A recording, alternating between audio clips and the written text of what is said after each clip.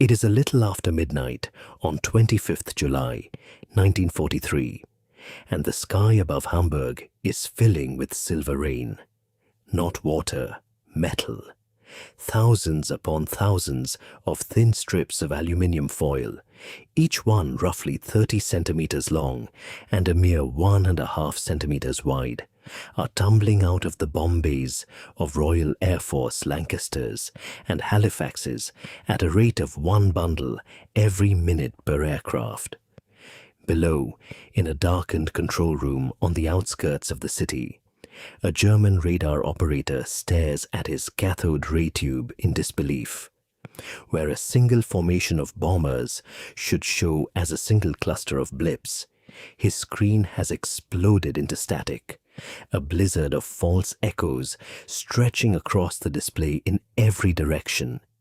He cannot tell one aircraft from 1,000. He cannot tell a bomber from a puff of falling foil. Somewhere above him, 791 British bombers are converging on the city, and for the first time in the war, the elaborate electronic web built to stop them has simply stopped working. Inside the aircraft themselves, the ritual is almost mundane. A wireless operator or bomb aimer, wedged into a cramped, freezing compartment, reaches for another bundle of foil, checks his watch, and posts it out through the chute, over and over, on a rhythm drilled into him during training, until it becomes as automatic as checking a fuel gauge. There is no drama in the physical act, no lever to pull, no switch to throw with theatrical flourish. Just paper and metal falling away into the slipstream and tumbling toward the earth in a widening, glittering cloud. And yet this unglamorous, repetitive task, performed by tired young men in the coldest hours of the night, is in the process of dismantling one of the most formidable defensive networks ever constructed. This moment did not happen by accident. It was the result of 18 months of scientific argument, bureaucratic delay, and a discovery so simple that when it was finally used, more than one senior officer wondered aloud why it had taken so long. The device that caused this chaos had no moving parts, no engine, no explosive charge. It was, at its core, a strip of paper-backed aluminium foil cut to a very particular length. The British called it window. Tonight, that name would become one of the most quietly devastating weapons of the entire air war, and the story of how it was invented, delayed, and finally unleashed says as much about the fear of unintended consequences as it does about the brilliance of the people who built it. By the time window fell over Hamburg, RAF Bomber Command had spent nearly 2 years being methodically hunted out of the night sky, and understanding why makes clear exactly how much was riding on a few tons of foil. The problem window was built to solve had a name too: the Kammhuber Line, an integrated system of ground radar stations, searchlights, and night fighter control zones stretching from Denmark down through the Low Countries, named after the Luftwaffe general who had assembled it. Each zone, nicknamed a Himmelbett, or four-poster bed, contained a Freya early warning radar capable of detecting bombers up to 120 kilometers away, paired with a pair of shorter-range Würzburg radars, one locked onto the approaching bomber, the other tracking a German night fighter, as a ground controller talked the fighter pilot onto his target, by voice, box by box, altitude by altitude, until the fighter's own onboard equipment could finish the job. It was slow, it was rigid, and for a painfully long stretch of the war, it worked. Each Himmelbett box could typically handle only one interception at a time, but there were dozens of them stitched together along the bomber routes, and a stream of aircraft flying in a loose gaggle simply handed the Germans one target after another all night long. It is worth pausing on just how methodical this system was, because its rigidity is precisely what would later make it so vulnerable. Each Himmelbett box operated almost like a piece of clockwork. A fixed radius of sky assigned to a fixed pair of radar sets and a fixed controller, who tracked exactly one bomber and exactly one night fighter at a time, reading coordinates aloud over a telephone line to a plotting table where WWII AF-style female auxiliaries on the German side, drawn from the Luftwaffe's own signals corps, moved markers across a map by hand. It was, in its way, a beautifully engineered piece of bureaucratic warfare, but a system built around one interception per box could only ever process so many bombers in a night. And everything about it depended on the radar operator being able to tell with confidence which blip on his screen was real. The cost of that system, measured in British aircrew, was staggering. Bomber Command's loss rates through 1942 and into 1943 regularly ran between 3 and 5% of aircraft dispatched on a given raid, and on the worst nights considerably higher. A crew flying a standard tour of 30 operations, doing the arithmetic honestly, faced odds of survival that hovered somewhere close to a coin flip. Aircraft were being replaced faster than trained crews. Night fighter pilots, such as those flying the Messerschmitt Bf 110, guided patiently onto their prey by ground control, were racking up extraordinary personal scores, some approaching triple figures across the war, almost entirely against bombers that never saw them coming. Existing British countermeasures, jamming the Freya sets with noise transmitters, sending decoy raids to split the defenses, flying evasive corkscrew maneuvers, chipped away at the losses, but could not break the underlying mathematics of a system that only needed to detect a bomber once to doom it. Something was needed that did not merely dodge the German radar, but blinded it outright and blinded every set in the chain simultaneously. That, on paper, sounded close to impossible.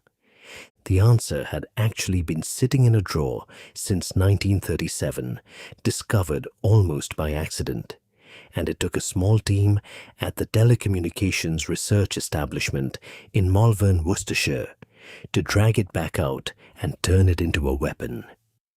The physicist Robert Cockburn led the countermeasures work at TRE, but the specific breakthrough belonged largely to Joan Curran, one of a handful of women working at the senior end of British radar science during the war, who spent months in 1942 experimenting with strips of metal foil cut to precise lengths and dropped from aircraft to see what they did to a radar screen.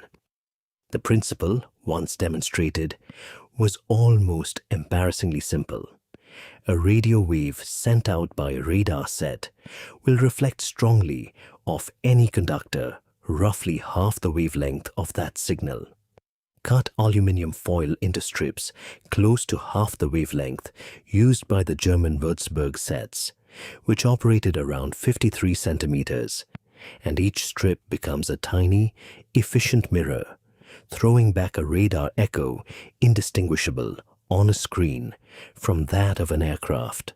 Drop enough of them, and the operator is not looking at one bomber. He is looking at what appears to be thousands.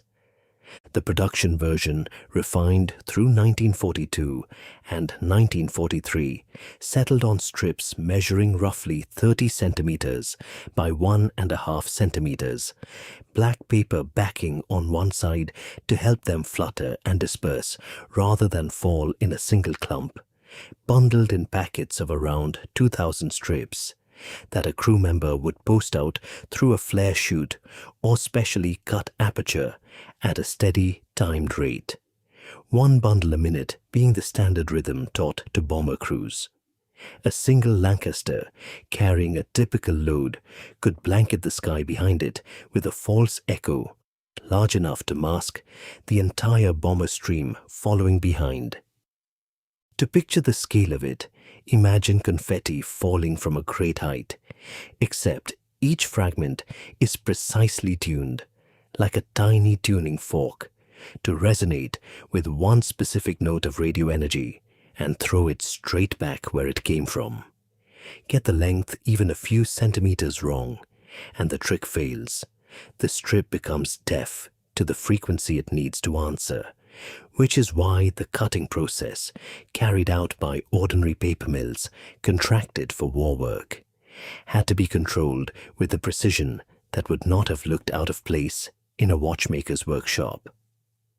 Crews were briefed that the strips needed to be released steadily, rather than dumped in a single load, because a cloud of foil released all at once would disperse and thin out too quickly, while a slow, continuous trickle kept a dense, moving curtain of false echoes stretched out behind the bomber stream for as long as the aircraft kept flying. Training films shown to aircrew before the technology's first operational use in July 1943 stressed the timing above almost everything else, because the entire deception depended on German radar seeing not a handful of stray dots, but an overwhelming, continuous field of them, thick enough that no operator, however experienced, could confidently pick a genuine bomber out of the crowd.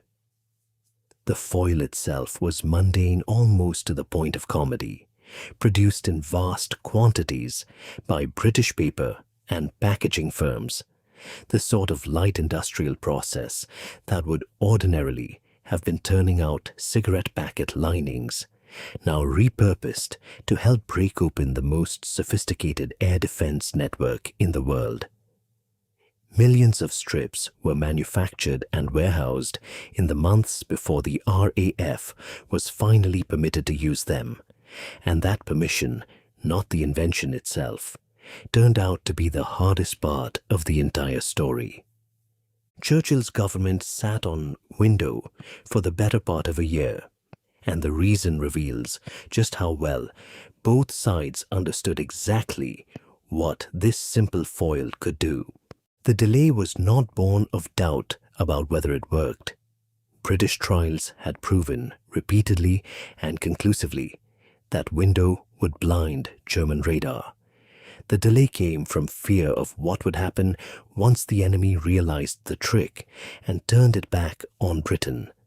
RAF Fighter Command, still very much responsible for defending British cities from Luftwaffe raids using the very same type of radar the window strips were designed to defeat, argued forcefully that releasing the technology risked handing the Luftwaffe a weapon that could blind Britain's own night defenses just as effectively.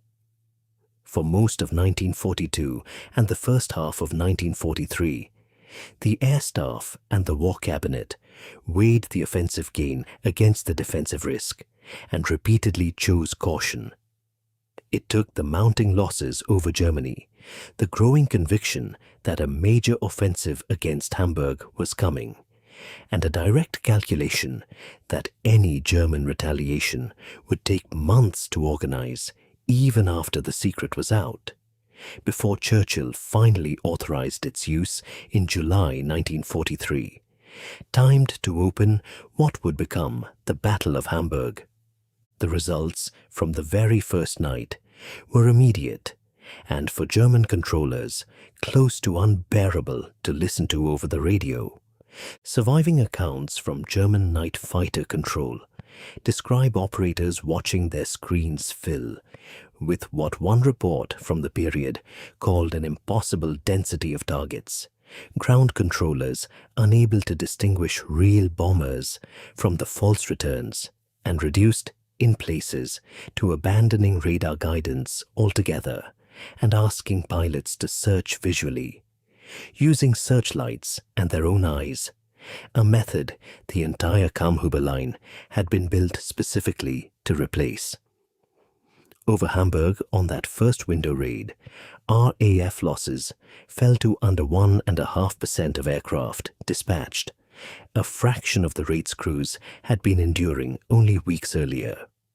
Anti-aircraft gun-laying radar, which relied on the same basic Würzburg technology, was similarly swamped, and German heavy flak, deprived of accurate tracking data, is recorded as falling back on barrage fire, filling boxes of sky with shells rather than aiming at individual aircraft.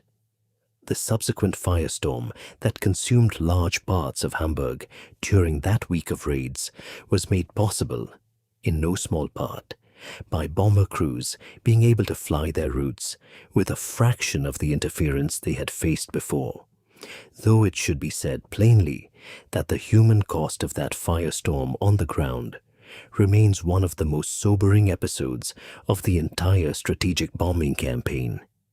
And the technology's success is inseparable from that reality.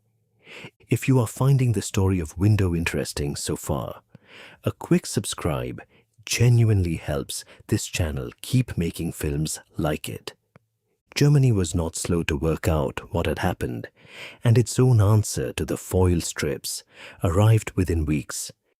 But the comparison between the two efforts says a great deal about which side was better prepared for the moment. German scientists, once wreckage and captured window packets were examined, quickly identified the principle and began producing their own version, codenamed Düppel, after the Berlin suburb, where early German experiments with the same idea had actually taken place years earlier and been shelved for precisely the same fear of retaliation that had stalled the British program. The irony was not lost on those who later studied the episode. Both air forces had independently discovered the same countermeasure, and both had sat on it out of mutual fear, until Britain, facing worse losses, blinked first and used it, where Britain had spent months stockpiling millions of strips and training crews in precise release rhythms before its first mass use.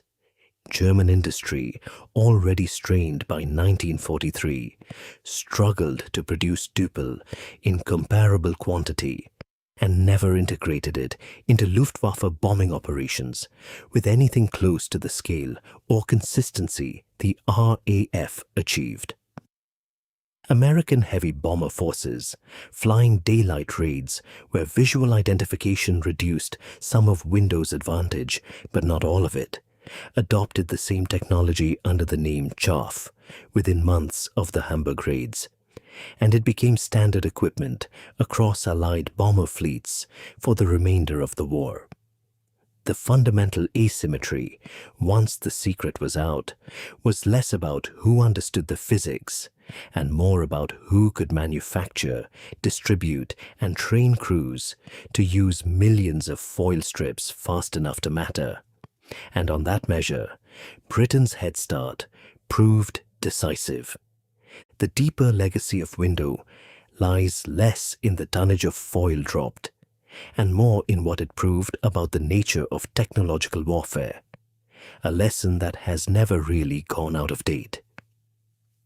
In purely material terms, the reduction in bomber command losses during the Window period is well documented and substantial, though historians are careful to note that German night fighter tactics adapted within months, shifting toward airborne interception radar, less easily fooled by chaff, and toward freelance hunting methods that did not depend so heavily on ground control.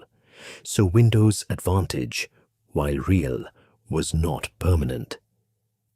Its psychological effect, however, both on German controllers who had built their careers around a system suddenly rendered half-blind, and on Allied aircrew who found themselves, for a stretch of months, flying through skies noticeably less lethal than before, is harder to quantify, but was felt keenly by everyone involved at the time. The core idea behind Window, overwhelming a sensor with cheap decoys faster than it can distinguish signal from noise, did not end with the war. It became the direct ancestor of modern chaff dispensers still carried by military aircraft today, and more broadly, an early and startlingly elegant demonstration of the principle now called electronic countermeasures, a field that has never stopped growing since. Surviving examples of original window strips and their release mechanisms can still be seen today in the collections of the Royal Air Force Museum and the Imperial War Museum, small, unremarkable slivers of foil that look, even now, faintly absurd next to the sophisticated radar systems they were built to defeat.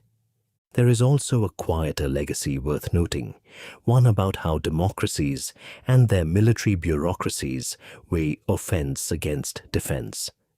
The months Britain spent sitting on a working countermeasure, fully aware of what it could achieve, purely out of fear of what it would invite in return, has become something of a case study in strategic caution, studied long after the war by those interested in the choices nations make when a new weapon threatens to cut both ways.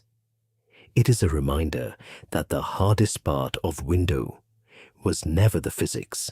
Joan Curran and her colleagues had solved that within months. The hardest part was persuading a government mid-war, exhausted and weary, that the moment to gamble had finally arrived. Return for a moment to that control room outside Hamburg, to the operator watching his screen dissolve into static he cannot explain and cannot fix. He has spent years training on a system built on the promise that the sky is knowable, that every aircraft in it can be found, tracked, and named. In one night, a few tons of foil, cut to a length not much longer than a school ruler, take that promise apart. Consider, too, what Window represents when set beside the other technologies this war is remembered for. The atomic bomb took the resources of a nation and the labor of tens of thousands of people spread across 3 secret cities. The jet engine demanded years of metallurgical trial and error before it could survive its own heat. Radar itself, the very thing Window was built to defeat, had consumed a decade of dedicated research before it matured into something that could win battles. Window took a handful of scientists, a modest quantity of household aluminium foil, and a length of paper cut with the precision of a tailor's measuring tape, and in a single night it achieved something that months of jamming transmitters and evasive flying maneuvers had never quite managed. It did not overpower the enemy's technology. It simply asked that technology a question it could not answer, and asked it 1,000 times over, until the question itself became the weapon. What is remarkable about Window is not its complexity, because it had none. It was not a triumph of engineering in the way a jet engine or a bouncing bomb was a triumph of engineering. It was a triumph of understanding, a recognition that the most sophisticated detection system in the world was, underneath all its dials and cathode tubes, simply asking a question, and that the question could be drowned out by giving it too many answers at once. Joan Curran and her colleagues at Malvern did not build a better weapon than the Würzburg radar. They built something that made the Würzburg radar stop mattering for a while in the places that mattered most.